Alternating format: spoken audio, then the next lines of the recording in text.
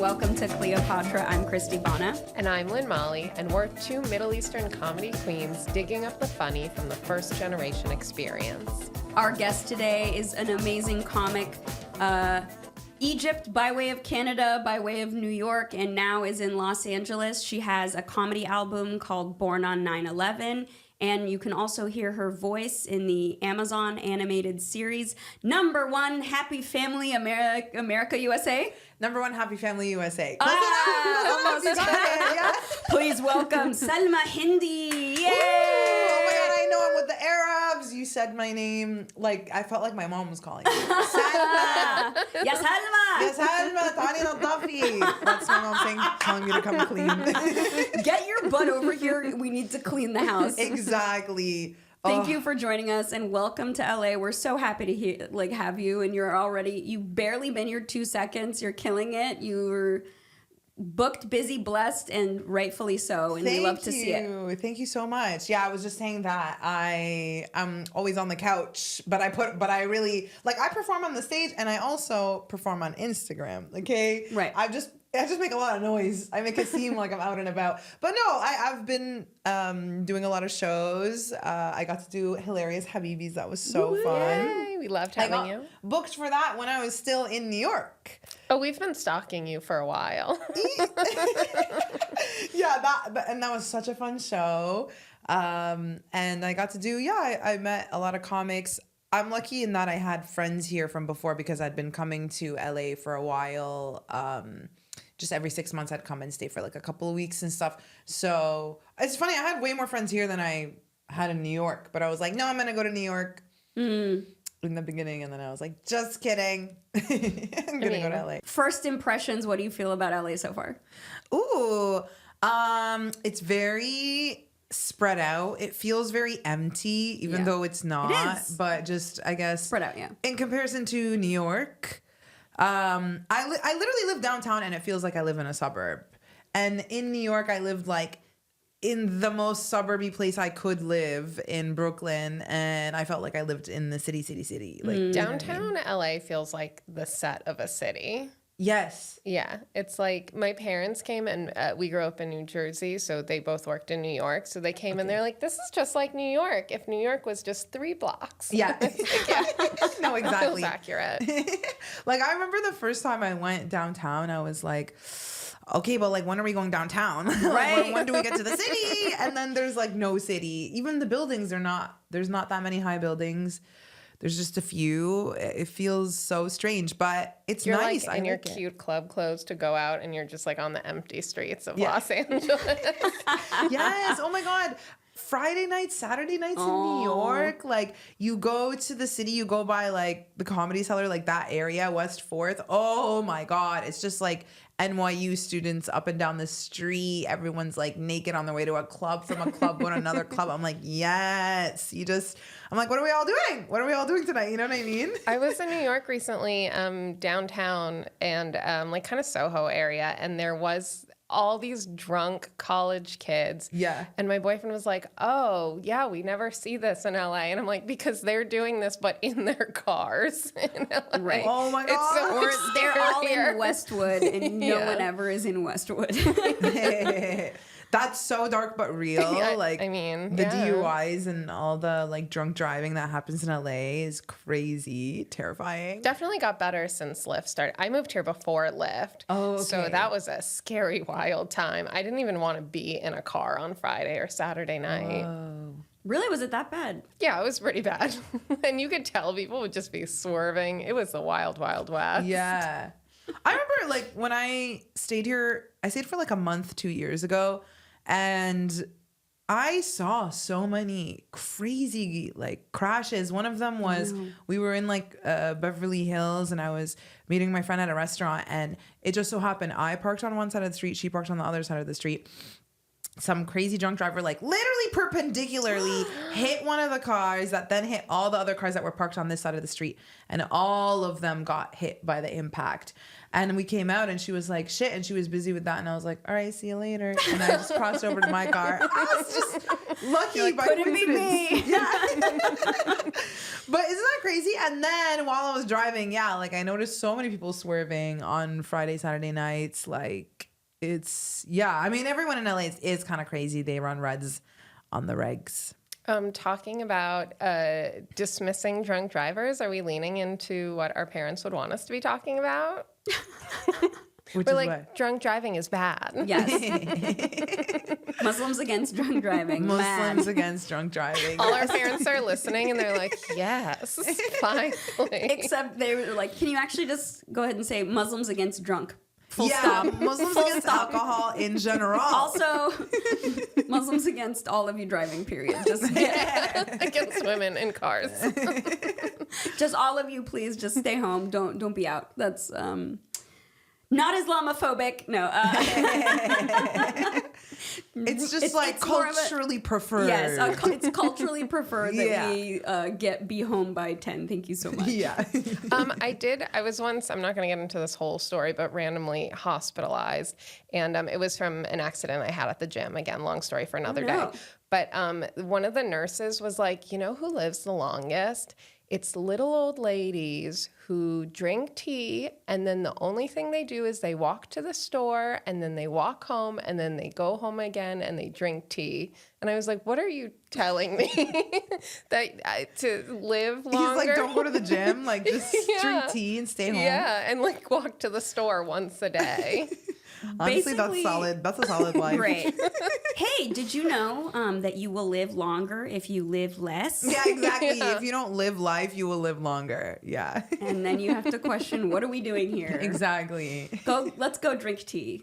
Yeah, podcasts for women drinking tea. So I'm glad that you at least are finding it okay. Of course, our downtown is no New York. No, nobody can hold a New York candle. is crazy, you know? Like, that is also a major reason why I left, because it's so overwhelming, overstimulating. It's like extremely dirty. Like, I don't, we say in Arabic, Allah yakun fa'unhum, like, you don't have to live you don't have to live this way. I Like, don't have to live this way. yeah, like, I hope your life gets easier, I feel like New York is so for the richest people in the world who are Yes. so rich that they're like, I choose to live in filth. Yes. Yeah. I choose to live in filth, like, selectively. Like, I'll come down from my whatever gated, like, I don't even know. I went to the Upper West Side once and I, like, saw what it's like to live in, like, a Serena Vanderwood or whatever type of, like, complex. And I was like, whoa, wow. Y'all live in a totally different New York experience than the rest of us. But yeah, New York it's amazing. Of course, it's such a crazy city, but you can't stay there full time. It's too much on your body. Like, if I was rich and I had a place in the Hamptons, of course, on the weekends, I'm by the lake. You know what I mean? I'm upstate. I'm in wherever, like Woodstock, whatever. But if you're just in the city, Yeah. Noise, dirt. there's not a patch of grass in the entire city without a needle in it. I want to do yoga barefoot. Central Park has needles in it. Like, it definitely has. Santa's not like, real? Okay, sorry. There's at least a at least handful of cigarette needles. buns, at least, like, you know what I mean? Like, something that you're like, oh, I can't, like, lay down here Right. safely. Fair. Also, I don't know how much time you've spent in New York pre-pandemic, but because I grew up going in and out of the city, there's been a big change Yeah. pre-pandemic to post-pandemic. I heard that too. I heard that by a lot of the locals. I mean, I'd been a few times, but just visiting, so I definitely can't speak to that. But everybody that I met over there said, like, it changed so much since the pandemic. My issue was also that I lived so far deep in Brooklyn. I lived in Bay Ridge, and so all my friends were in, like, Crown Heights, Yeah. Bushwick. That was like an hour and a half away Yeah. from me, if not more. Like, it's less time to get to Lower East Side. That was like 35 minutes or something. So yeah, I couldn't see any of my friends. Like, I was seeing someone who lived in Bushwick. It was like a nightmare. Like, we barely ever saw each other. I was like, what is that? Like, I see people in Egypt more than you guys. Truly. Kind of feels that way in LA too. Like if Yeah. you don't live within a certain number of minutes. But I've just kind of resigned the fact that I'm going to be driving 30 to 45 minutes Yeah. every which way, like one way, no Yeah. matter what. And My parents came to visit and they stayed by the airport and I was like, okay, I'll come visit you. And they're like, that's a 30-minute drive. And I was like, that's minimum. that's everywhere I go. Yeah, So yeah. That's I'll good. see you, my parents who visit once every 8 Yeah, years. you're like, let me love you in the Alia way. You know what I mean? That is how you say I love you in LA. Exactly. My love language is distance driving. Yeah. I will say I'm disappointed to find out that dating is the same in LA and New York, which is like, if you're on the other side of the city, we don't know each other anymore. Yeah, this is long distance. And I've heard it's equal amount of egos and nonsense. Yeah, nonsense. Nonsense is probably the best way to describe it. Yeah, but I do like being here. I think it's better on my body. I love the weather. I love beaches, everything. Like, I like the pace. It's slower. I just feel like now, I don't know, I'm 32. I'm like, I'm a woman. Like, I need to move slower. I need to move in the ground. Like, I want to be part of the earth. I am Yes. a tree. You know what I mean? I don't know. That's also a credit to the Grounding. ayahuasca. You will get an absolute, like, wholehearted support from anyone that's like, did you know that if you're barefoot on the ground, like, the Earth's charge neutralizes your charge? It's called grounding. It's called... I had a friend who bought a grounding mat, which was supposed to like simulate being on grass, and she would bring it Go into to the the office. beach. Yeah, just go out to the park.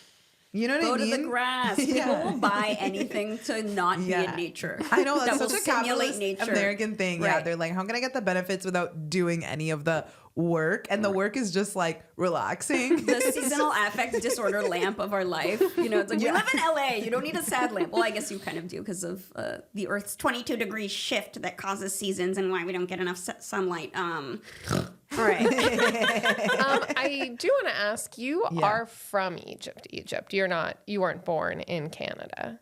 I was born in Canada. Oh, okay. Yeah. I'm first generation. Yeah, my parents moved to Canada in the 70s, early. Okay. For some reason, I thought you were born in Egypt, then moved to Canada. No. Then okay. No, I'm not born in Egypt. Oh my God. If you told me that growing up, I would have been like, no, I wasn't. Because like it was like a nightmare to be called a fob. Ugh. And then I used that as like a bully. And now I'm like in love with fobs. Oops. Yep. Oops. Joke's on me. Now I'm obsessed with them. Now I'm like, I'm going to marry all of Egypt, men and women, and I'm going to give you the citizenship and I'm going to bring you here. But not the green card though, because I need one too. So if any of y'all Want to get married. See me after class. Yeah, exactly. Yeah, so I was born in Canada, youngest of 5. My parents they got married in Egypt, and then my dad moved to Toronto. Like, they moved closer to the border, actually, like closer to Windsor. They moved there. He moved there in 1975, and then my mom went the year after, and she hated her fucking life. Till this day, hates it. And she just never wanted to go. And, you know, my dad didn't let her work either. She didn't want to be a mom. Imagine going all the way there, losing your friends and family, freezing cold weather, racist as fuck white people, especially back then. A super controlling, anxious husband. You know, you're not allowed to work. You can't exercise your own agency. You have to become a mom when she didn't even want to become a mom. And then she became a mom of 5. Did she tell you she didn't want to be a mom? No, but it's You're like, so no, I obvious. inferred. I took critical thinking reasonings. Yeah, she doesn't not hide it in her attitude. But she got pregnant with me on an IUD. Oh, horror story. Literal horror story. No, truly. She was like, if my dad let her, she totally would have gotten an abortion for sure. But I'm sure he was like, come on, like, you know, God says like we'll provide for you and this and that. So yeah. So she kept me, but like every day she was like, really thought I was done. How did they end up together in the first place? It seems like they have some creative differences. They have a lot of differences. It was a love marriage, believe it or not. They knew each other from when they were kids. My mom's relative was, I think my mom's like cousin or something, or maybe my dad's cousin was my mom's neighbor. And then, so they grew up like knowing each other, and they would see each other whenever, you know, the families would visit and stuff. And then he was my mom's TA at Ain Shams University in Cairo. They both studied civil engineering, and he was her TA. He's 4 years older than her. And then she was like, he would always like make me come up on the board and derive equations. Like, he was such a jerk. I was like, so you married him? Now I know where I got it from. Like, what do you mean? That's actually how you know a boy likes you, is it makes you do derivative He makes you equations. derive equations on the board. 100% what I was taught as a little girl as well. And if he teases you, double that. Yeah. Yeah, exactly. Find the square root of it. Yeah, exactly. No, What's the square root of this trauma? How about that? And then so then he tutored her. He was tutoring her and his brother. And apparently, this is the stories I hear from his brother. My dad was master comedian. Would crack them up for like 15 minutes. It'd be like crying of Egyptians laughter. are funny. Egyptians are so funny. The average Egyptian is funnier than the average anybody else. I said it. No, it's facts. It's literally science. Someone did tell me that Egyptians are notoriously funny, and then Arabs like Syrians are like notoriously good entrepreneurs. And I feel like that's why this podcast is such a success. And Lebanese, excellent entrepreneurs. They always start businesses. At least every Lebanese person we knew growing up, businessmen, and they were raking in money. Like the richest Muslim families in our community were like Lebanese because they took risks like in their businesses and stuff. I love that. We like to drop as many stereotypes and essentialist, reductive statements as possible. So thank you for yes-anding that. Yes. No, truly. Entrepreneurs and Egyptians are the salesmen. I only realized we're salesmen because we're funny and charismatic. I only realized that like when I did Fringe this year and we would have to flyer to people, right? Yeah. Every day you're basically out in the streets giving out flyers, like begging people. Bashhat fi shara. Okay, this is what my parents would say. Like you're begging in the middle of the street for people to come see our show just so we could bomb to them and so they can give us like $5 tip. That was every day for you when we were so excited for a month. We're so excited. And so Danielle, my partner, she like called me. She would call me and be like, there's a group over there. You want to go use your Egyptian business salesman skills? And I was like, what? And then I thought about it and I was like, oh my God, she's right. And it like unlocked an epiphany for me about my own dad, like that I took home later. But once she said that, I was like, I can't unsee it. It's true. It's true. It's your identity. I mean, we've talked a lot on this podcast about how being a stand-up comedian is essentially being like the CEO of yourself. So it's a skill that I think is pretty helpful. It's true. Yeah. Like I was telling you, you are your own PR person. You're your own publicist. You're your own hype person.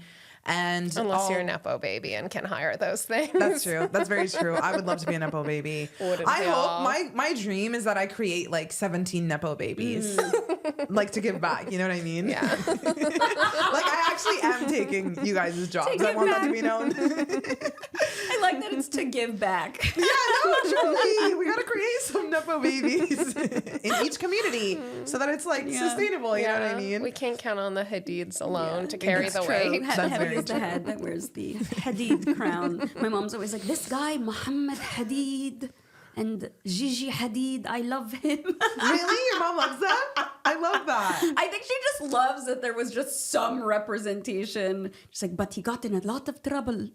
Because he was flouting all of the zoning laws when he was building stuff. Anyway. Oh, really? Enough about Muhammad Hadid. That's so funny. And now I know something about Muhammad Hadid that I did not. Yeah. But you're getting back to the point is your dad was a master comedian and making his study group laugh. Yes, my dad, master charmer, was making his students, I guess, laugh, including my mom. And then he's from like a higher class family. His uncles were all ambassadors. His dad was like this really high profile judge.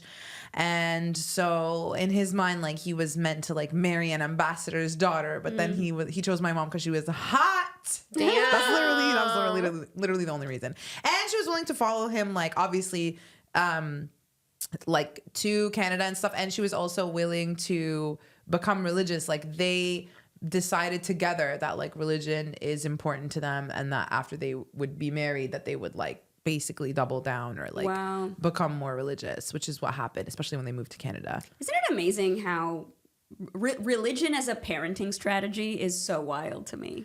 Yeah, I get it though, because it's like they're gonna forget who they are. They're gonna forget where they come from. Like, look at them; they're already speaking English. They're already like imitating the TV. Like, you have to like control. You have to make sure. It absolutely makes sense. It's like structure, and it's a textbook that you don't have to write.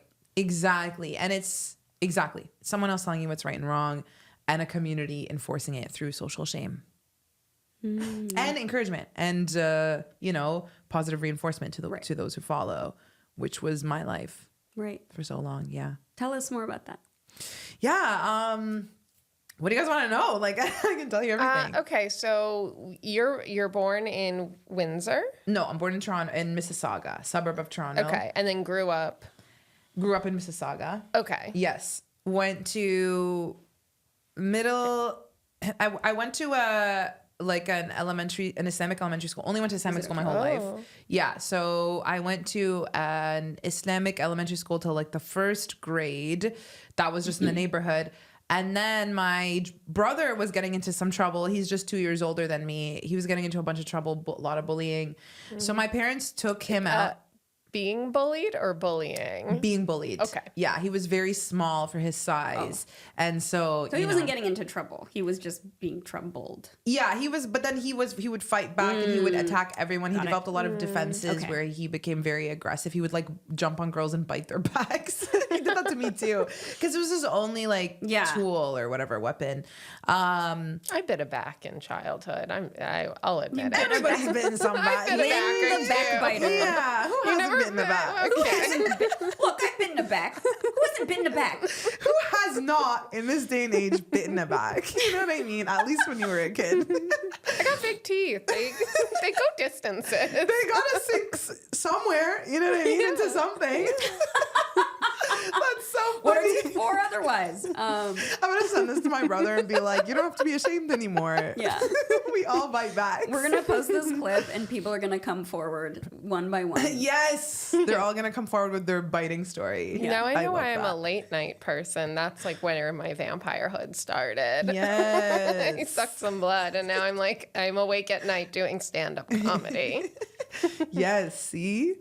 So my brother, so he was acting out a lot and getting in a lot of trouble, and then my parents took us out, started an entire Islamic school of their own. They started? Yes. Oh. My mother was my principal growing up. No. From the second grade all the way till the 8th grade. My That mother seems was my really principal. healthy. Yes. Everyone I told someone this, they were like, what? Imam's daughter? Principal's daughter? Like, you had all the recipes of being a whore. I was like, I know. It's inevitable. I'm not a whore. I'm an aspirational whore. That's funny. important. Okay, I'm an aspirational whore. I wish to be one, but Inshallah. yeah, but I don't know if that's my destiny. But I am very emotional, very loving, very much a serial monogamist. So not sure if being a hoe is in the books for me, but Isn't that so Never seen it, disappointing? We're only 32. Just it's true. Never say never. I always thought I would grow up to be more promiscuous. I thought I'd grow up to be like more sexually fluid, and I'm very much in a monogamous relationship with the straightest, whitest man. Yeah. And that's not the future I saw for myself. So disappointing. Well, would you ever be open to exploring with your partner? You don't have to answer if this is private. He's very traditional. Okay. Yeah, I feel like as long as I'm with him, and not like in an enforcement. He's not like Yeah. if you try anything, we're done here. as long as you live under his house, you live by his rules. Is what you're trying to say. Exactly. Yeah, I'm colonized. Thank you. Yeah, I get that. I get that. Okay. Yeah. But okay, so you were. They started a school is so amazing. It's we're not just homeschooling you. We're actually the entrepreneur. But it's the entrepreneur and the businessman, because my dad was basically like, if there's a need for this and other people are doing it, like, why can't we? You know what I mean? And he did do it, and they're pretty successful. Their school is like It still exists. Yeah, Wow. It's been going for like 18 years. It's only bigger and better. They have like a massive building now. They have a high school. They didn't have a high school when I was there, thank God. Wow. Because I would have had to go. So I instead went to like another Islamic high school near our place. But I only went to Islamic school until I was a very good Muslim girl, president, colonel of the Haram police. Okay, you want to meet me in high school? I'll give you vibes all the way. I'll give you a taste of me in high school. Okay, I had two best friends. They were really cool. I was life of the party, class clown. Okay, so personality was great, and my humor and my comedy was probably at its peak back in high school because I didn't care about like how I was perceived. So I would like really take all the risks or and whatever. Instagram didn't exist. Instagram didn't exist. I didn't have a phone, no distractions. You know what I mean? Like you're in your prime. For the love of the game, absolutely. We were all our best comedians. You know, said that Bita. She also said she was the funniest in high school. In high school, yeah. Every time, whenever I do mushrooms, and you know when you get really funny, I'm like, oh my God, I feel her again. I feel like my high school self. It's always my high school self. Like she was at her peak. And because Islamic schools are not funded in the same way that Catholic schools are, like Catholic schools are government funded in Canada. Private Islamic schools are not. So we don't have any money. Also, Muslims in Canada, newer than the ones in America. So we don't have any money. They're not as like, I would say established as the ones here. So we had no resource, like we had no facilities. We had like one gym. Gym is like the parking lot. The boys would take over it and then the girls had nothing to do. So we would just sit in recess so bored out of our minds in high school. So then I would come in and just put on a show for an hour. I would literally imitate the teachers, like tell them stories, repeat their favorite stories. They would be literally holding their stomachs, like crying of laughter. And yeah, it was the best feeling ever. But then if I found out that like this person is dating this person, or like they went to the mall with this person and they were holding hands, or like they went to like the forest behind the school and they made out, it was literally like Judgment Day. I was like, what the fuck are you doing? How can you do this? Like, are you not scared of God? Like you're not gonna go to heaven? Like this is Day of Judgment. This is serious. This is really severe. Like how could you do this? And then it resulted in my two best friends dating guys all throughout high school and not telling me, keeping it secret from me. And the whole school knew. Right. And I would confront them. I'd be like, are you dating Hamza? And she'd be like, no, what are you talking about? No, I'm not. And I'd like see them literally like holding hands. And I was like, okay, yeah. And then she like apologized to me a few years ago in Toronto. And she was like, I'm really sorry that I had to lie to you and like this and that. And I was like, no, I get it. Like you were unsafe. Literally, you felt unsafe. But that dynamic did continue. Till probably like, I'm not friends with them anymore. It's like very recent, like last year. But yeah, they just could not. I think they had a lot of anger and resentment towards me since high school that they couldn't let go of or get over, or really like take this new person without like keeping their guards up or whatever, which I understand. Are you still friends with these people? I was till last year. Oh, okay. It's just interesting to me because my therapist has been working with me on this because I have a really hard time being like my authentic self with my parents. And she said it's because when you have these repeated patterns, it's like a child and they repeatedly are like, no, you can't do that. No, you can't do that. You start being agreeable to them. And even though I'm an adult now and I don't have to like behave by their rules, I still am conditioned that anything I do is wrong. Yeah. And I feel like that it might be hard for them to like come to terms with you. Yeah. But we had very big breaks in our relationships. We each moved and lived in like completely different cities for a while. So it got to the point last year where I was like, if this has not changed till now, it never will. So we just got to like let it go, which is very sad for me personally, because I lost almost everything. I lost my whole family. I lost my entire community. I lost a lot. Like I'm still dealing with a lot. Like it's not. You lost a lot when? When I left and I took the hijab off and when I stepped away from religion. Yes. So let's do you mind talking? We can talk about that. Yeah, we can talk about that for sure. When did you take it off? I took the hijab off. So I made the decision probably March or April of 2021.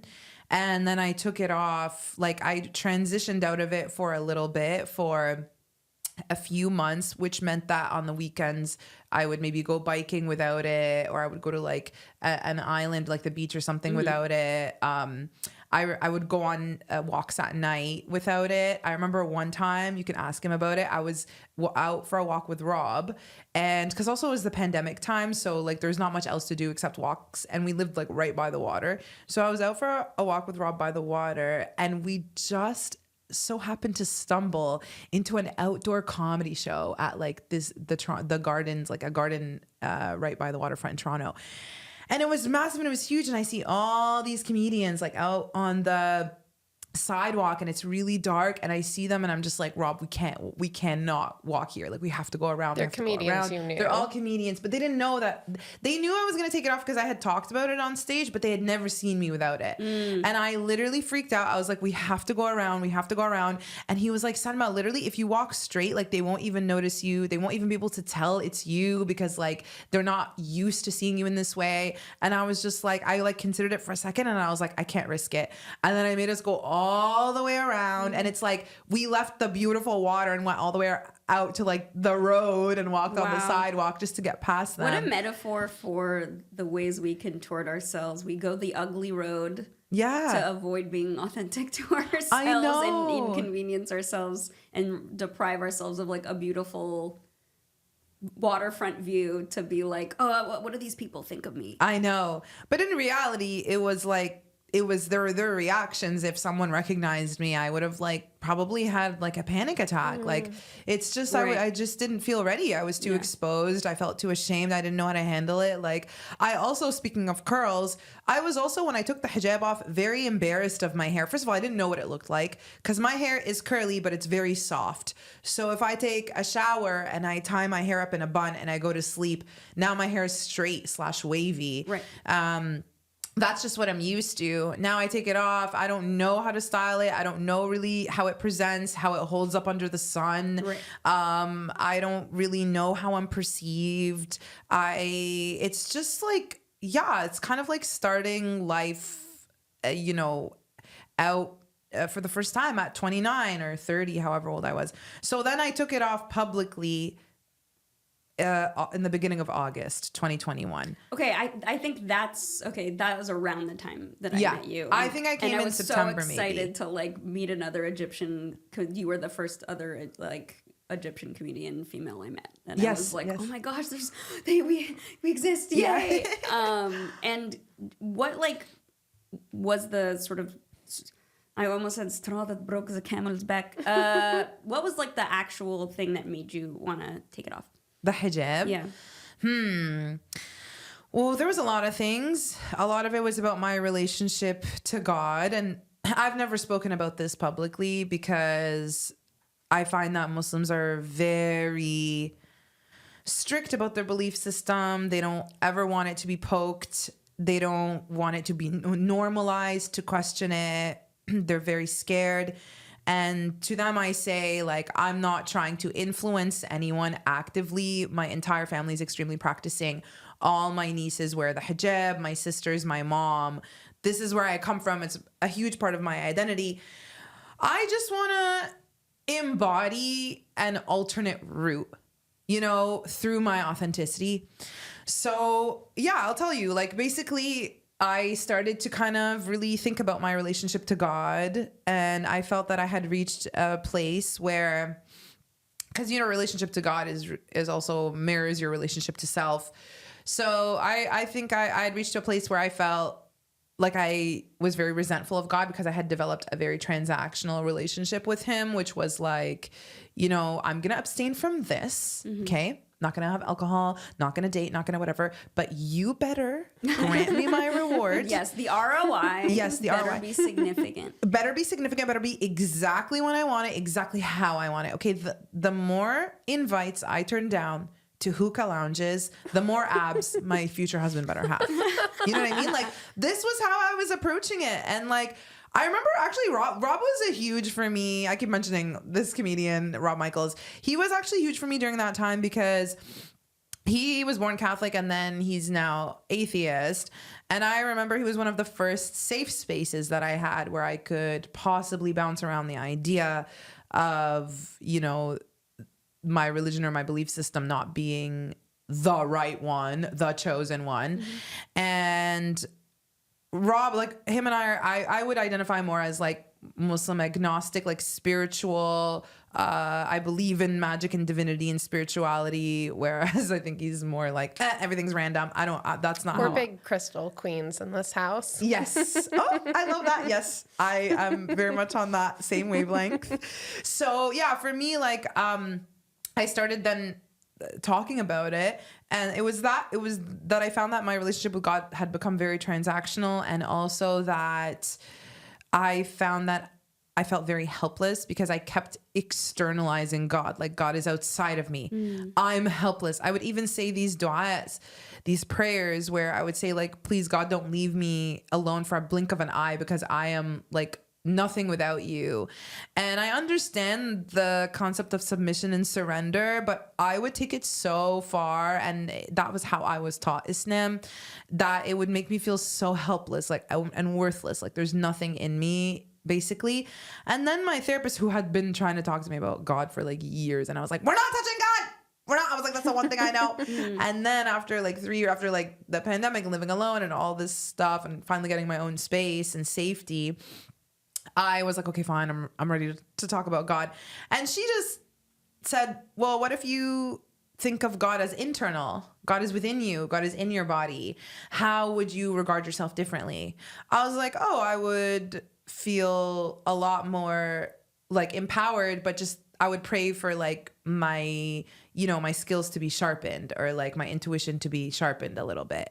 And then she was like, okay, that's already like more positive. Then I watched a video actually by an Egyptian YouTuber. His name is Sharif Gaber, talking about the hijab and the origin of hijab in Islam. And he references a lot of the text and the hadith, like the accompanying text of the Prophet's companions. And he also references history and looks at how the hijab spread in Egypt and Iran at the same time in the 80s by the Muslim Brotherhood. And then kind of gives examples of things that were absolute mandatory or forbidden in Islam that later kind of shifted with time based off of fatwas that came out of Al-Azhar, which is like, the Muslim version of the Vatican, basically in Cairo. And so I just remember watching that video and being like, wow, so you mean to tell me that religion is political? Like, I can't believe it took me 30 years to figure this out. And also, like, it had to be my own person to tell me. Like, if a white person was like, the hijab or whatever, we have some concerns about it, I would be like, well, now I'm going to wear it even harder. France. Right. You know what I mean? Right. Like, don't tell me what to do. And that was also a huge realization for me with my therapist, was realizing that I was trauma bonded to the hijab. Like, I was like, I will be the martyr. I will take this identity and carry it till the end of my days. Like, you can't tell me what to do or how to look. It's like an anti-colonial gesture. Exactly. Yeah. And for many Muslims in the West, it is, whether they acknowledge it publicly or not, it is. And I understand it. It's a form of resistance too. And yeah, so I think I just was like, all of these reasons are outside of me. All of them. They're not for me. So, and I just wanted to take a step from any organized religion. I understand religion and I appreciate it so much. It gave me so much growing up, like we were talking about. It gave me community. It gave me rules. It gave me answers beyond a doubt. It gave me routine, things you thrive off of as a child. And then at some point, it's what integrated me into the world, helped me socialize with people so smoothly. That feeling when you wear a hijab and you see another hijabi on the street who's like equally as friendly. Now everyone's mean, but like now in general, everyone's like, I don't want to be perceived. He wears a mask, you know what I mean? Yeah. But back in the day, like, it's the best when you're walking on campus and you just say salam to them. Like, it's so nice. And yeah, but like, it's like religion really helped me assimilate. And then at one point it was stopping me from assimilating. It was stopping me from connecting to other people. And I just felt like I have to move past this, at least for now. Who knows what'll happen later? Yeah. And everyone freaks out. My dad freaks out. Everyone freaks out. Some of my friends, like, don't publicly out yourself. Don't publicly tell on yourself and expose yourself. And I'm like, why would I want to belong to a community that would so ruthlessly expel me for having my own experience, for having my own journey? And I will always identify as Muslim. That's where I come from. That's what I look like. That's what all my people are, And so for me, it was just about, like, it was just a massive way of being like, I'm doing this on my own terms, and then began my whole journey of discovering, first of all, what I look like. Second of all, my body and my relationship to it. As soon as I took the hijab off, I did my first ever boudoir photo shoot for my 30th birthday. And it was so difficult. I was maybe like 50 something pounds heavier than I am now. And yeah, it was very hard for me to like really see my body. But then showing it to my friends, they would freak out and they would hype me up, and they were just so amazed by it. And that made me like unlearn and relearn like my relationship to my own body. And then just, so there's so much with regards to my body, which is where I feel like God resides truly inside of you. Wow. Sorry, I feel like I gave a TED talk. It's I asked like the fascinating. most loaded question, anyway, so I do not expect that you would answer it in a 20-second soundbite. So thank you for your candor and so beautifully, thoroughly sort of encapsulating that roller coaster, that journey, and being like honest about how, you know, we're all still on the journey. Totally. You know, there's no like, oh, and then I accepted myself and we're fine. And, you know, it's right. No, we're all constantly renegotiating our identity and our priorities and how we fit into certain communities, and thinking that fitting into a particular community is going to give us what we need. Yeah, I definitely value community, and I will say this because the first 2 years, especially when I was first going to Egypt and like meeting guys and whatever, I was behaving with like this, I don't give a fuck, I've lost everything, I have nothing left to lose energy, and just being like, I don't even live here, you know, doing whatever the fuck like very much American privilege, like, you know, coming in, having my way with things, discarding it. But now I'm like realizing, okay, there are consequences to your actions. You can make your own choices. You're safe. I'm safe now to do that. But there will be consequences to every action that I have. And in terms of like public acceptance. In terms of what I say, and like, you know, I don't say these things lightly about criticizing my community or calling out the problems that I personally had with religion. I know it comes at a cost, and yet still I am saying it. But for me, my priority is not these communities right now. My priority is reparenting myself. My priority is being a mother to myself. And I told my aunt, who's my mother's sister, that I saw in October, right before I came back, end of October, my last trip to Egypt. We had a sit down. We talked about everything for the first time. I hadn't seen her in like almost 5 years or 6 years. And she asked me why. And I told her, because you made a fat shaming comment about me last time I saw you. And she was like, but you were fat. I was like, oh my God. And then my cousin, her son, is sitting there being like, Mama, you can't say this anymore. Like, this is problematic. Like, he's, you know, they're like behind, but they're trying. Honestly, like socially, they're like, yeah, there's still a lot for them to develop, I think, in terms of communication skills and whatever. But anyways, I talked to her, and she was critical of me still. It's not like she was like, I love everything you're doing. Definitely not. She was like, did you really have to like do all that or whatever?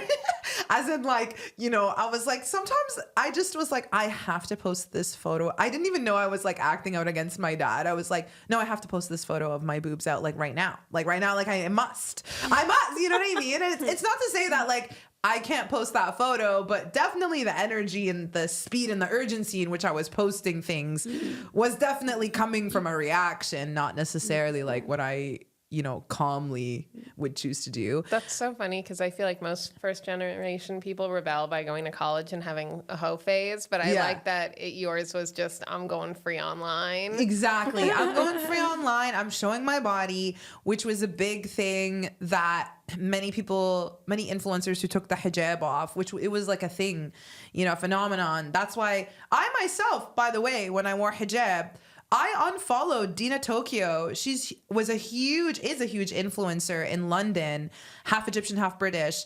She probably was the famous hijabi influencer. When she took her hijab off, I unfollowed her. I got triggered as fuck.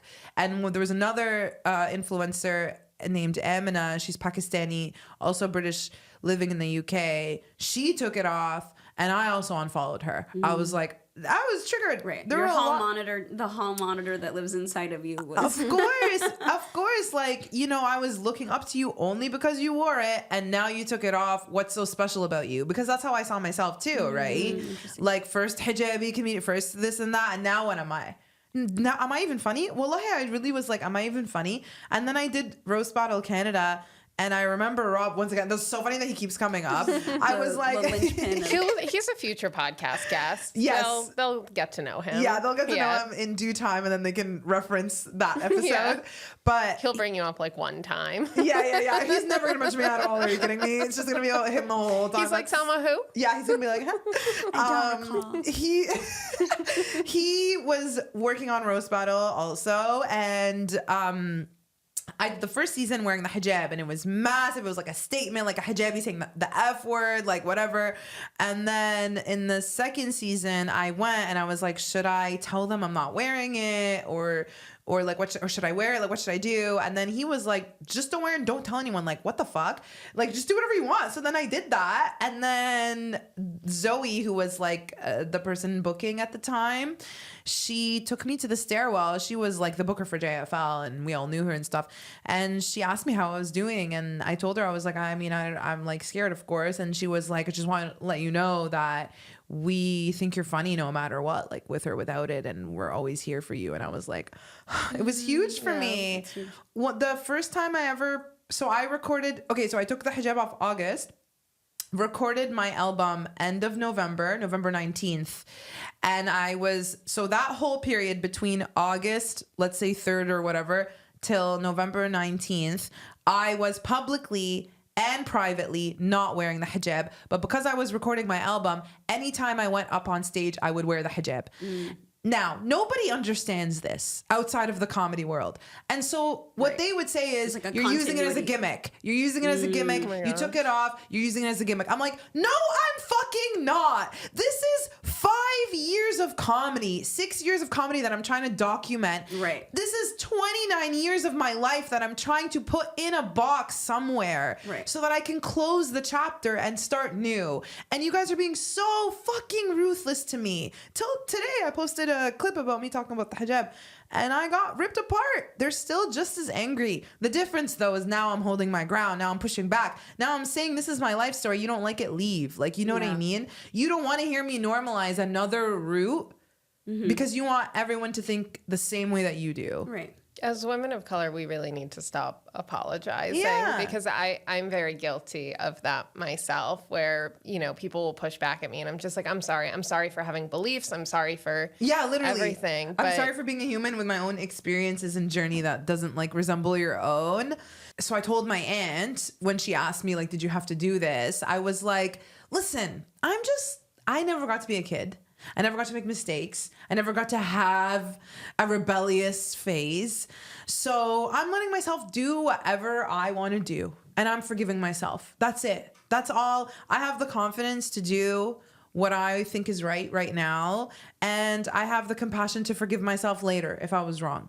And that's all that matters.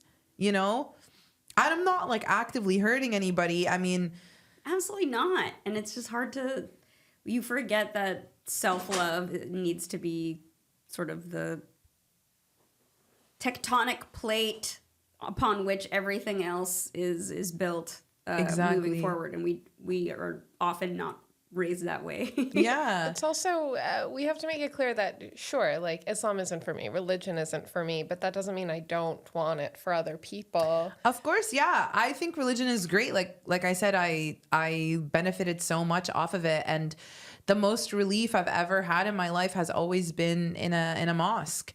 And even like, I think the highest I've ever been in my life was like, and I was sober, was in Medina, like at a mosque in Medina at like 2 a.m. because I was just by myself, and the vibes, and just felt so free and like relieving. And I was like in the zone talking to God, like, you know what I mean?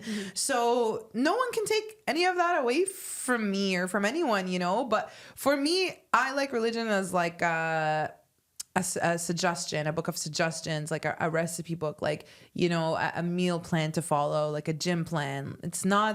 It's nice to follow, and like it could do a lot for you if you stick to it, and if you have like integrity with it in the way that works for you. But for me, like, it's just the life and death, the be all end all, that if you don't do this, like, we won't know you ever, and like, how could you do, and your literal physical safety's at risk. Right. That's what I will not engage in. Being motivated by fear.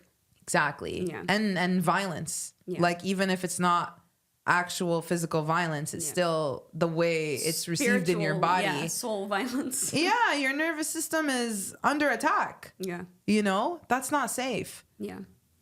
I want to go back a little bit to when you were still in Canada. You go to, your parents' school, then you go to a public high school? No, Islamic high school. Islamic high school. But not my parents. Okay, not your parents. Huge. You're out of that house. And then how did you end up in America? I was not out of that house until I moved out of my parents' house when I was 27. Sorry, I meant out of their high school. The school. Yeah. The homeschool, but continue. Yeah. Okay, so I studied engineering. I went to McMaster University. I studied engineering. I did my undergrad in biomedical and electrical engineering. I worked at an IBM for a year and a half. And then I came back and I took another year of biochem courses just so that I can try my best to get into med school. Tried to get into med school for a couple of years. Took the MCAT 5 times. Wow. Wanted to fucking kill myself every time I had to study for it. So instead, I would sedate my body by binge eating. And I developed a terrible binge eating disorder. Gained 50 pounds in 2 months around 2015-ish. And then I started my master's in biomed engineering at the University of Toronto. And I just hated my life. I was so depressed. I had agoraphobia. I couldn't leave my room. And my parents were just we were talking about the curfew joke earlier, but they were literally oh my God, we're so happy because Selma's always home. But then they would see a literal mountain. I had a routine every day. Lecture's not even done yet. I'm already on the GO train home. You know what I mean? I'm already on the train home. While I go home, I'm going to Pizza Hut, getting extra large pizza, stuffed crust, massive pizza, chicken wings. And then I would go to this grocery store and get this massive caramel crunch cake that was 10,000 calories. And I would literally go into my bedroom and just eat all of it by myself till I hated myself.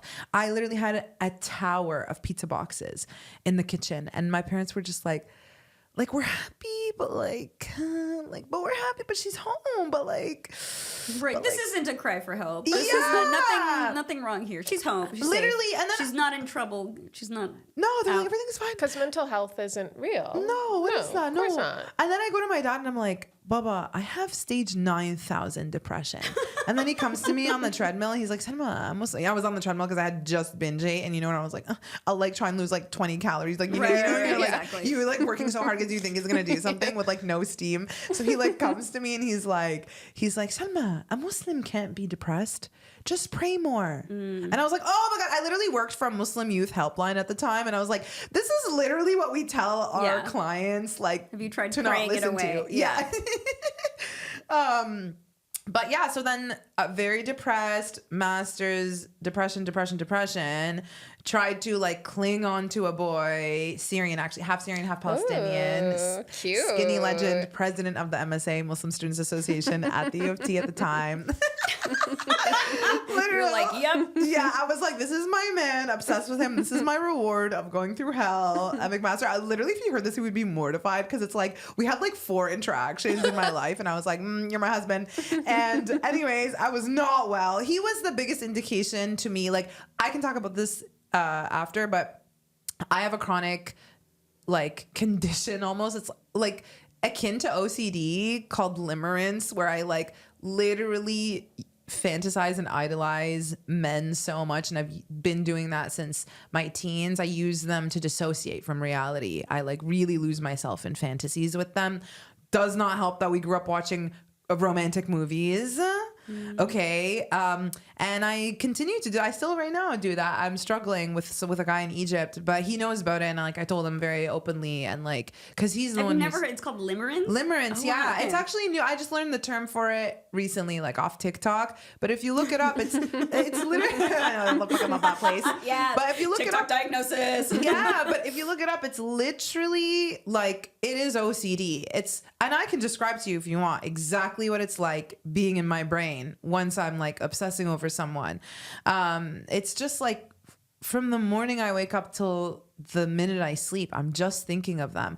What are they doing? Where are they now? What do they think of me? How would they perceive this? What would they think of my personality? How would they find this? What would this part of me make them think about me? How do I get their attention? What are ways that I can be provocative to get their attention? How do I hold on to that attention? And once I get the attention, it fuels me for a month. It could be one interaction, and then I'm just back in that cycle constantly. Wow. If you're raised in the 90s and the aughts, that's just called being smitten, honey. Being smitten 24/7 constantly. It's this is not healthy. being smitten 24/7 constantly, and once it's over with one guy, I just replace it right away. Right. Even if I'm not actively telling them to their face. Yeah. I'm doing it. Why you're using them to disassociate. It's something you're focusing on. Exactly. As a drug almost. Exactly. Absolutely. Yeah. So I did that with this half Syrian, half Palestinian skinny legend, MSA president at U of T. And then after that, I think I started comedy. And then life really started. then I turned on, you know what I mean? And it was amazing. It was all of a sudden all my friends would come out. I would be selling out shows constantly. I'd bring 30 people to every show. I wasn't even actively doing it. It was just they were so excited that I was starting. And that's why losing the community is such a big deal for me, because they were my everything. I had so many friends. All my friends were from the same community. To me, I have two still that I know from high school that mean a lot to me, but they are definitely having trouble with it, specifically the sexual stuff. That because they never did it and they never will do it. They're now married and one of them has children. The other one wants to or plans to at some point. So same with my sister, the only one that I'm close with. The sex pre-marriage, it's just the line for them. They cannot come back from that. They cannot hear about that. Same with my family. For me to talk about having sex pre-marriage publicly, it is the worst thing possible. It is what will make my father vomit all night. It's the sexual shame. It's the fact that this is foreign, that this is so shameful, that this is so immodest. How could you do that, And it's sad because I felt the same way, of course. That's what got me into therapy. I was in my first and only relationship, and I was in my very halal days. We never did anything, him and I, except hold hands. He didn't even see me without my hijab. And I sent him a thirst trap photo of my neck. He got me a necklace for my birthday, and it showed maybe a little cleave here, and some of my hair in the back was long, and he just slut shamed me like crazy. He's how could you send me this? What were you thinking? Whatever. And I wanted to literally kill myself for the first time. I didn't want to kill myself, but I literally remember thinking I don't deserve to live. Wow. Because I'm so disgusting. And then that's what made me go to therapy. I was like, oh my God, that was such a scary, intrusive thought. That is not it, sis. You got to get to therapy ASAP. So then I started therapy in 2018. And then from there, I had already been doing comedy for a couple of years. I just didn't know who I was as a person. Zero self-love.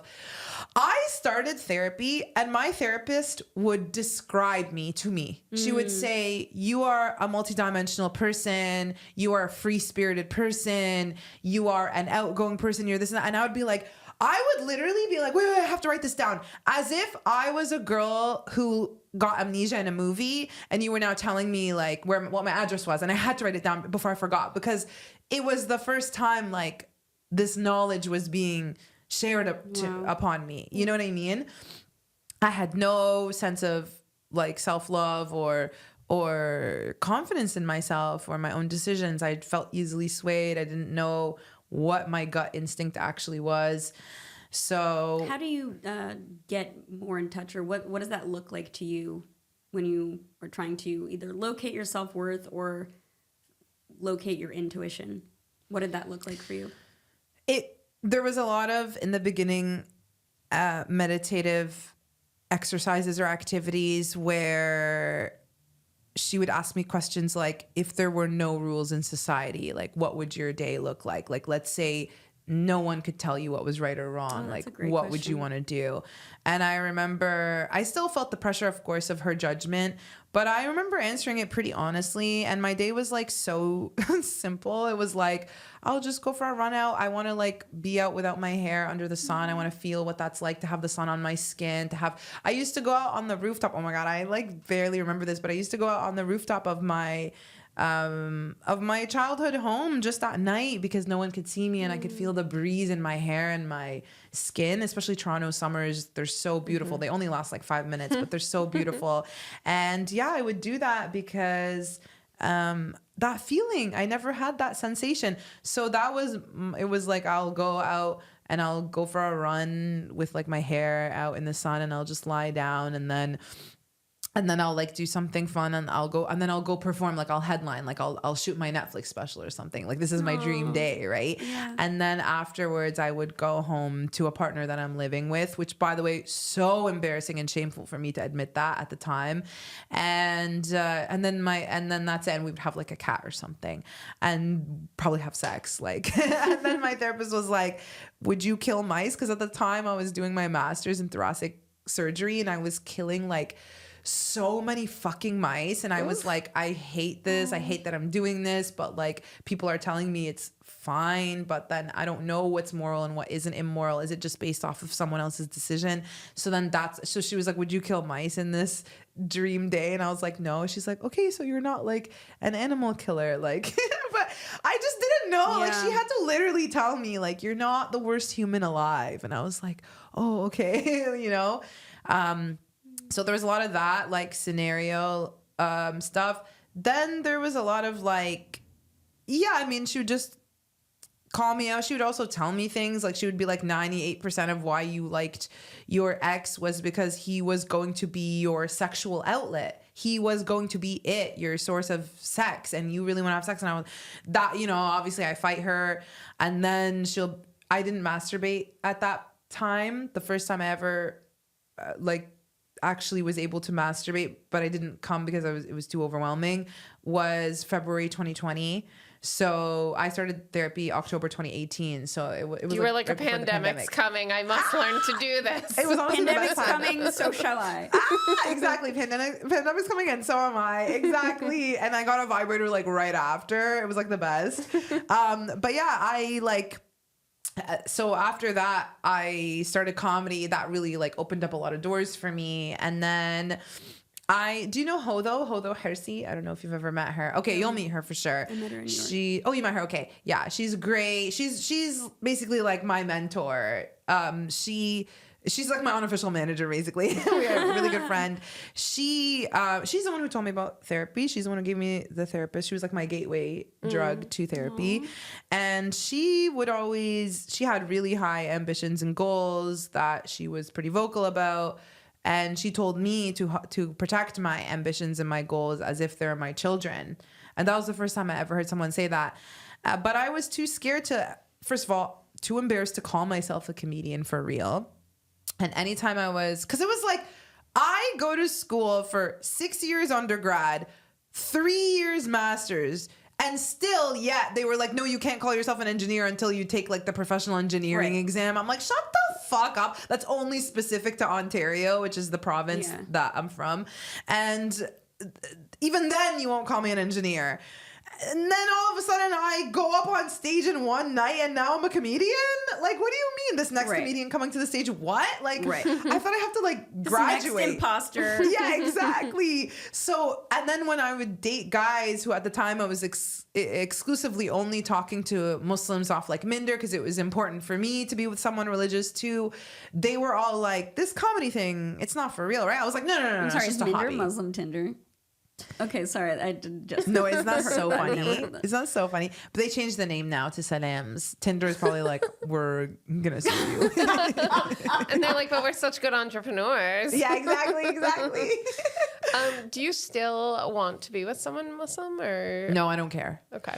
I mean, ideally, I would like to find someone like me who gets it. Right. But honestly, I don't care. As long as they feel like home, you know, they have to like feel Arab. Like Latin guys, they feel very similar to our culture, you know, they get it. Like, it's the same, like, I don't know, the feeling in my body has to feel like home, but not in an unhealthy, like toxic way. Yeah. Right. And just in like a, like a a spiritual, like disposition way.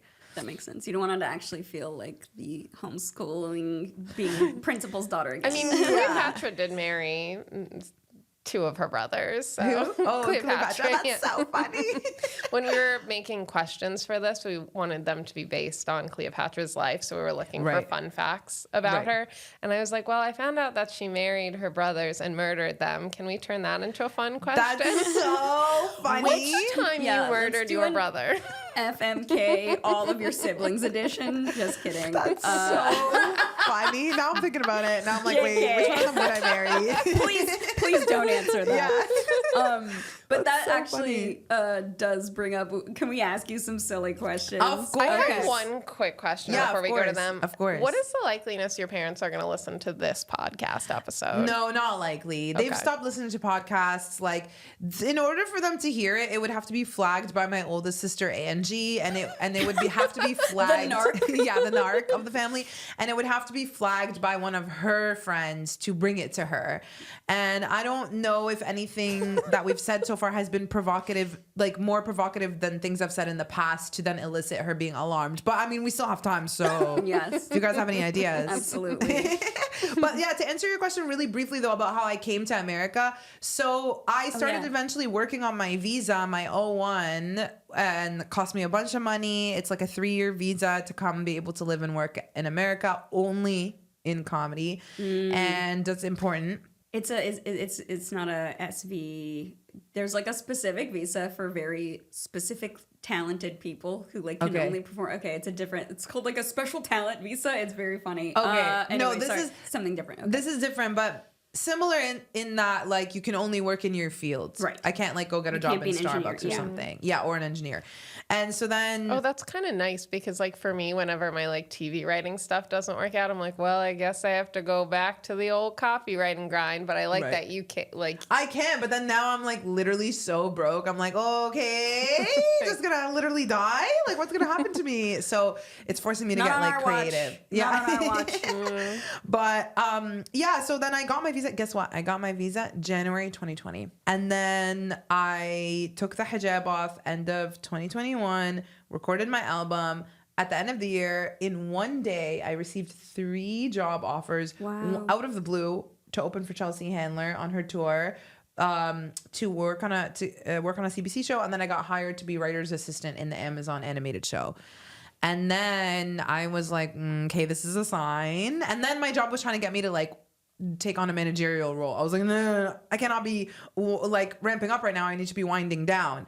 And then I recorded my album, and then I was just like, I think I'm gonna quit my job and move to New York and use my last year of my visa. I paid like $10K for this visa. Like, might as well use the last year. I lost 2 years on it. Right.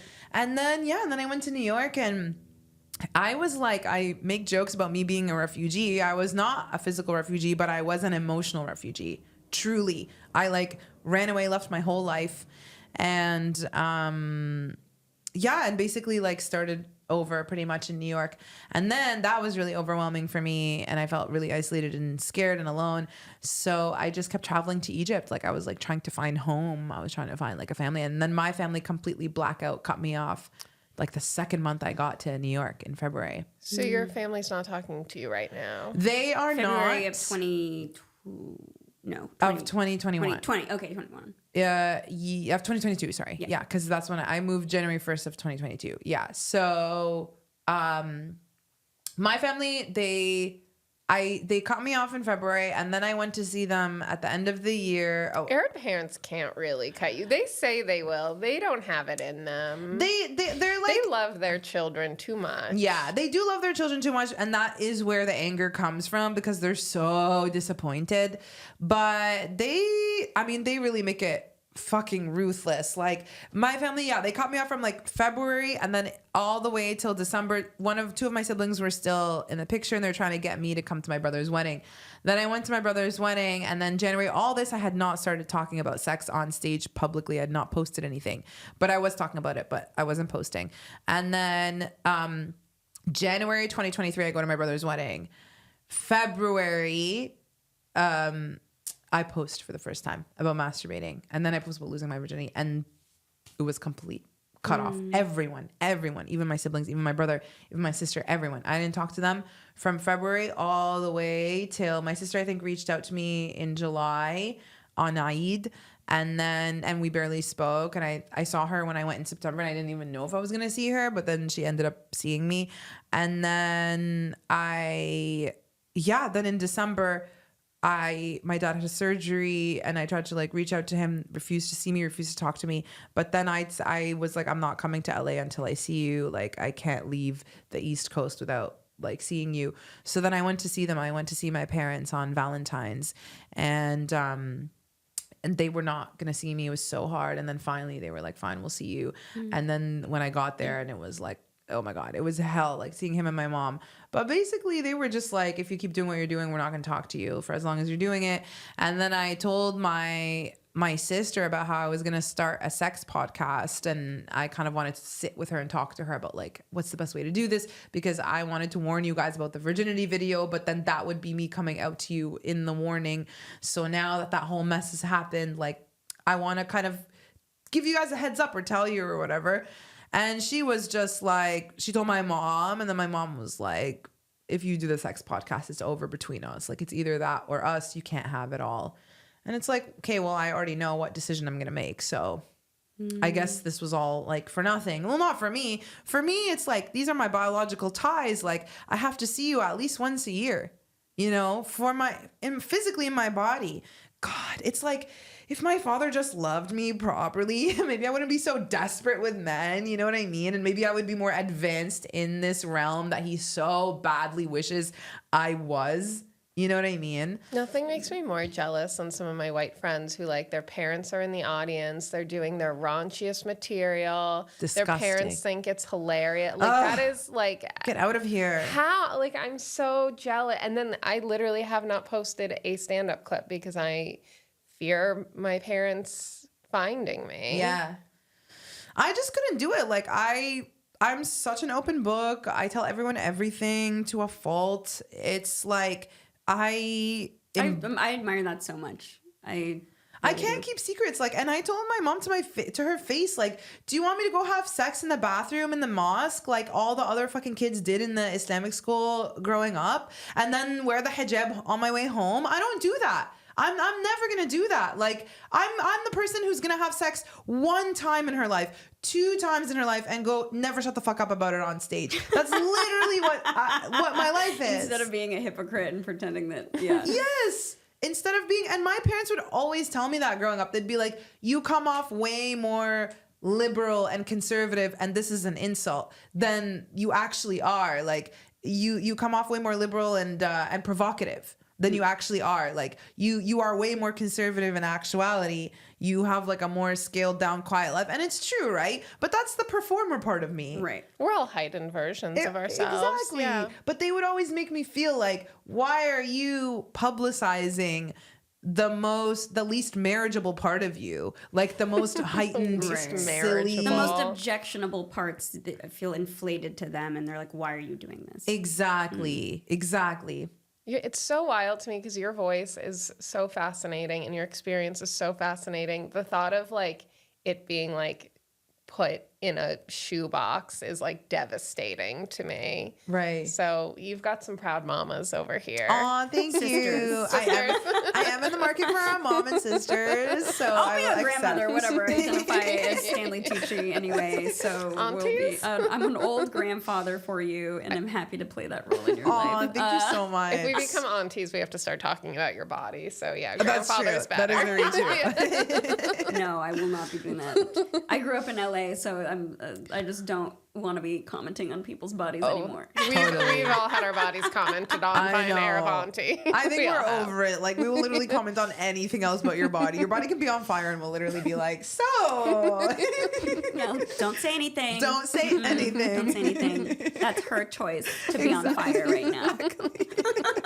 Exactly. That's exactly how I feel. To be honest, when I hear of people lighting themselves on fire in protests lately, I'm like, I understand. Yeah, you're like, I can see that. I can see that. I get that. Yeah. I feel silly asking such a little light question, but one of the questions we wanted to ask is, what is like a bougie thing that you don't skimp on? Well, recently I've really been put to the test. Right. I've had to skimp on literally everything. I don't know. I guess like before I'm trying to think. I mean, I guess like maybe like an Uber when I'm about to die at night, probably. But if it wasn't like life or death, if it was actually luxury, I would probably say I have given it up because moved to LA. It's been tough. Also, was expecting some work that didn't work out. We can talk about this off the pod. Yeah, but I would probably say like eyebrow. I would probably say like waxing my face because honestly, you don't even realize this. Waxing your face, that's facial for half the price. Because they like basically take out all the pores because they're like pretty much it's like a brand new layer of skin. So you're waxing the whole Yes, I wax my whole face because I actually tried to do laser here probably over 10 years ago now, and then it fucked it up. It started the hair started growing a lot more because it was like thin hair that then became ingrown. I read that laser hair removal on brown and black skin, it doesn't work and it makes it worse. And I was like, can we have anything? Right? You're like, what? So funny. And we have like the worst hair. Like we have the longest, coarsest hair. Yeah, like Like it was designed not for us by us. Right? But yeah, it's because it chooses the hair by like the contrast. So if you're really pale and you have dark, thick black hair, you're like the ideal candidate. But I'd actually worked on my body. Like I did my legs, I did my underarms and my pubes. It's just lighter. It's not like I still have hair, but it's a lot more manageable. I used to have hairier legs than my brothers. I'm not even joking. They would like when I was sleeping, they would like come lift it and like put their legs next to mine and like compare. Take photos. Yeah, literally. I was like, get out of here. Have we ever talked about this? Have either of you, did your mom do the sugar waxing on your legs? Yeah, my mom does that. It's seen the so movie hard. Soccer el Benet? No, I haven't seen It's it. I We're like all talking about Arabic this. now, like, It's so it's good. in me.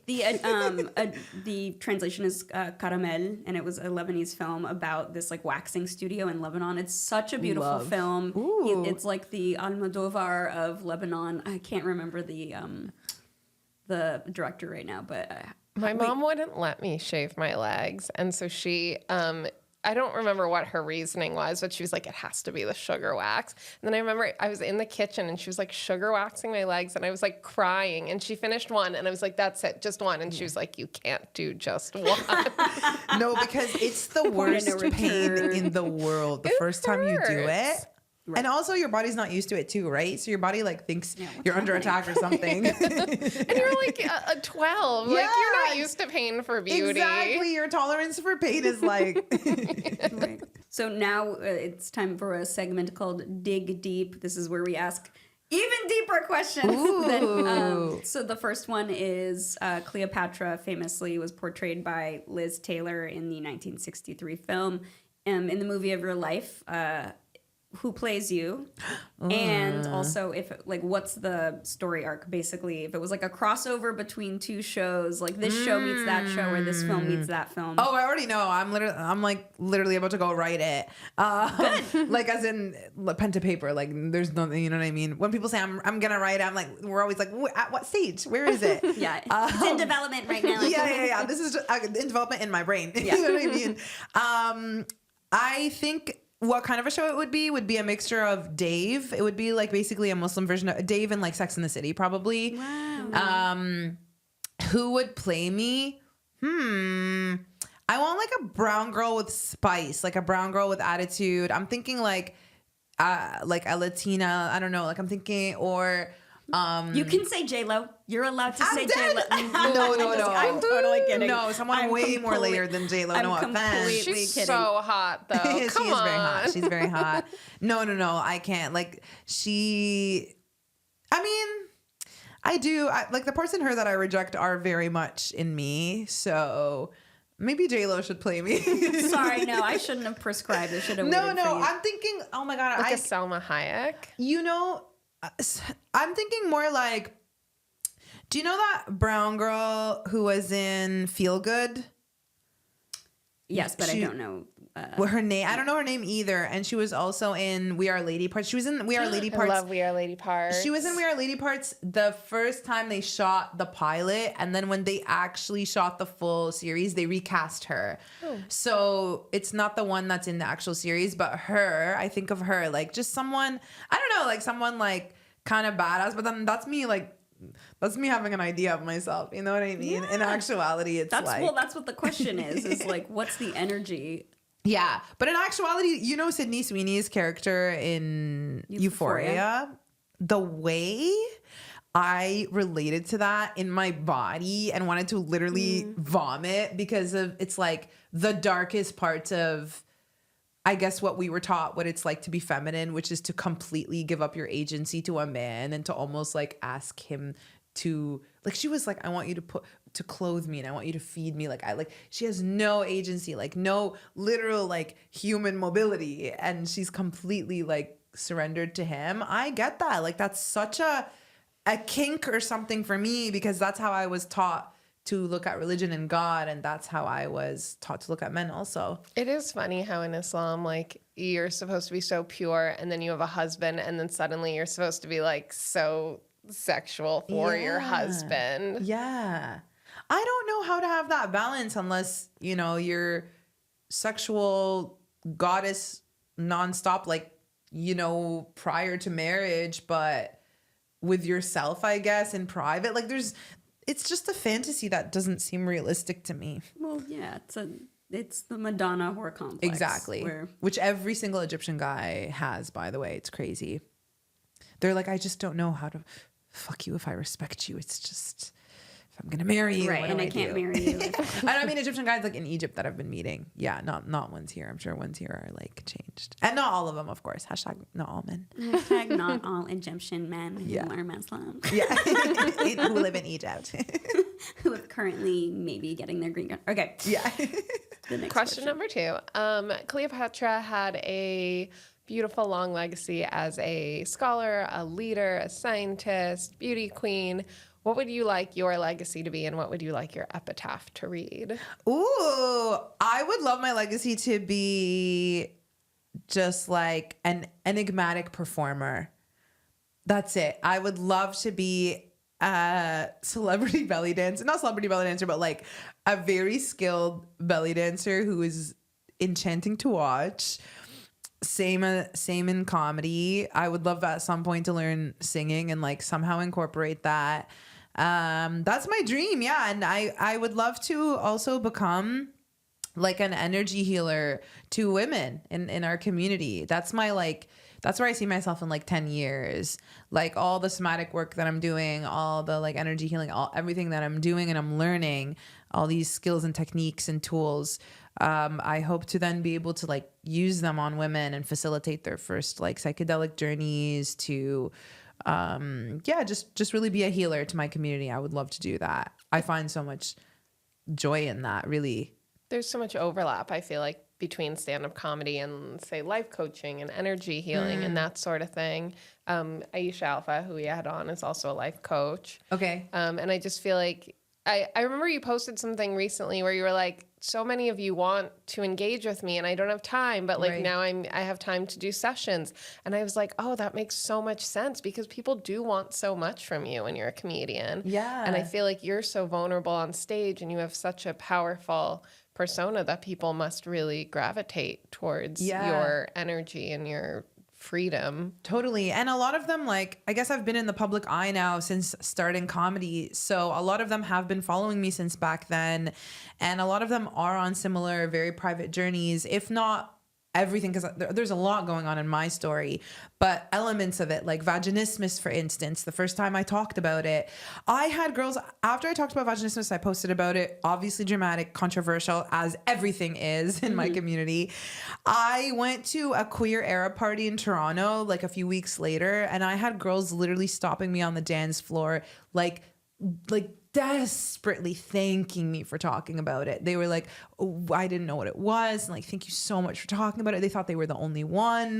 That was me, like not just going through vaginismus because I had spoken to someone else who had told me she had it, and I knew a couple other people who had it who were like it was in the air, so to speak. So I didn't feel totally, isolated about that.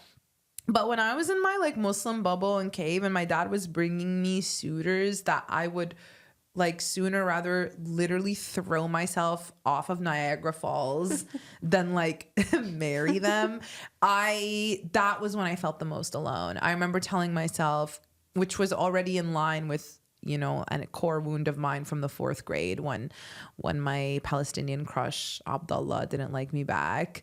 I was like, I checked out. I was like, life is not for me. Life is for other people.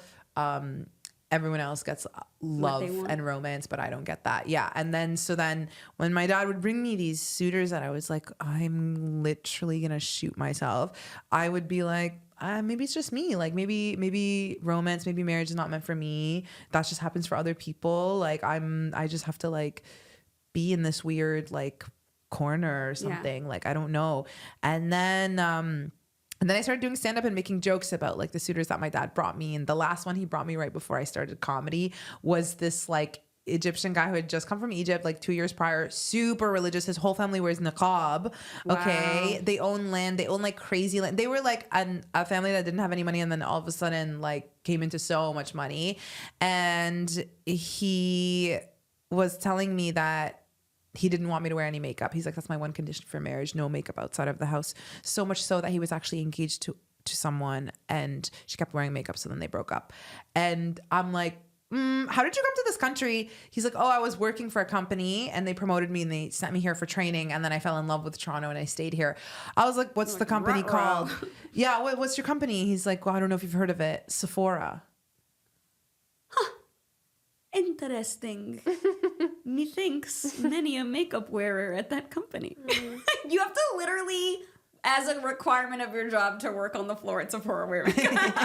Right? He's like in full makeup. That's the twist. My wife's not allowed to wear makeup because I'm the one who's wearing it. It's true than that. Yeah. Like the thing that you hate and suppress the most is the thing inside yourself that you want. Yeah. So maybe he probably wanted to wear makeup and hated that. I mean, that's or he was just funny. I'm just thinking about like you walking in, coming home early, I'm home, and he's like putting on lipstick. And that's so funny. Yeah. He's like, I told you, get rid of this. Yeah, he like throws it. I just wanted to see what the fuss was about. You're like, I knew it. That's so funny. But yeah, so then I remember it was when I was in Australia. I did a Muslim comedy tour in Australia with Penny Appeal. This was in 2019, fresh after my breakup. Rough time for me, but I go do these shows, which, traveling and all that stuff like kind of gives you a reason to live. And then all these girls would come up to me and be like, I thought I was the only one. And I was like, no, because I thought I was the only one. Right. And now we're realizing we're not. Mm-hmm. And at that point, my intention changed in comedy. I was like, it's not just to humanize Muslims and Arabs like in the mainstream anymore. It's to let these Muslim girls know, like, you're not the only one, Like, I'm not crying. I'm like having a weird allergy attack right now. Do you want, you're crying. You're crying. My eyes are like watering so much. I don't know what it is. There's probably like so much mascara in my eyeballs. Yeah, maybe something like hit it. Yeah.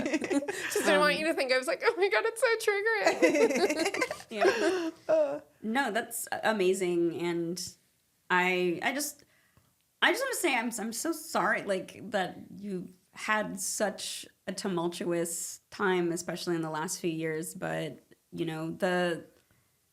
don't know yet what impact you've had on people, and I know that you are touching millions. You know what I mean? Like billions of people. At least 9 billion people have felt the impact of your story. No, you know what I mean? You're touching a lot of lives, and your story is not over. And I just want to say, like, welcome to LA. Welcome to this new chapter. We're really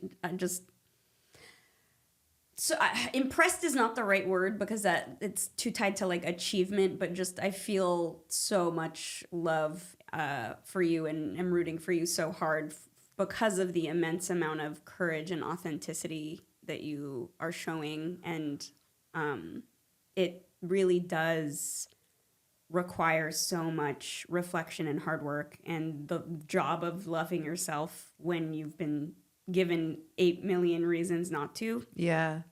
It's the biggest labor one could ever. It's a revolution, in my opinion. It's like the biggest revolution that matters.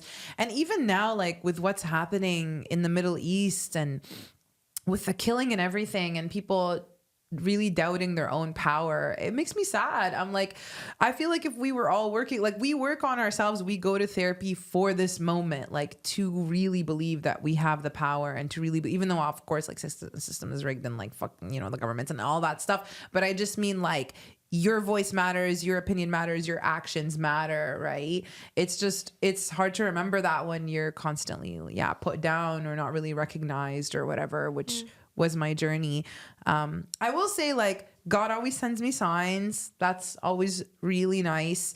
Like, I was walking in New York with a comedian from Toronto. Her name's Olivia. She's white, pretty privileged, skinny privileged, everything, long, beautiful blonde hair, rich family, whatever. But she's one of probably the only people I know in my life who's really enjoying life. Like, she's having a blast every day. You know, I can't say that about everyone, even though she has so much privilege, but whatever. If I had privilege, I would use it, you know, to have fun. Right, I would have fun, of course. I would, like, that's the point of it for me having it, whatever.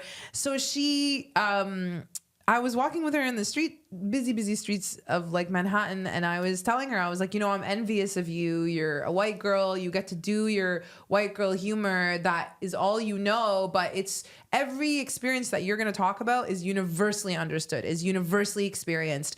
And that's not me. My story is so niche. My story is so unique. Like, of course, people are curious and they learn, but it's not instantly relatable in the way that your stuff is, right? The second I say that, a random Indian girl crosses the street, like Indian American woman crosses the street, comes to me. She's around my age. And she's like, Salma, I've been following you for years. When you talked about vaginismus, that was fucking crazy. I sent it to everyone. Please don't ever stop what you're doing. And just left. Wow. And then my friend goes, see, bitch, that's God telling you to keep doing what you're doing. I was like, wow. And that's not the first time it's happened in New York. Like, can you imagine? The streets are so crowded. And it's so there's a lot of that kind of stuff that happens. Even me coming to LA was very much like an idea and me being like, let me sit on it. And then the doors opening so effortlessly and everything being so smooth. That's how I started comedy too. Yeah. That's amazing. And you're just getting started, and we're so excited that we caught you on the very beginning of this journey, and we're really looking forward to keeping everyone in the loop and being in the loop and being along for the ride. And as you can tell by my tone of voice, this is me wrapping it up. We're at the end of the podcast.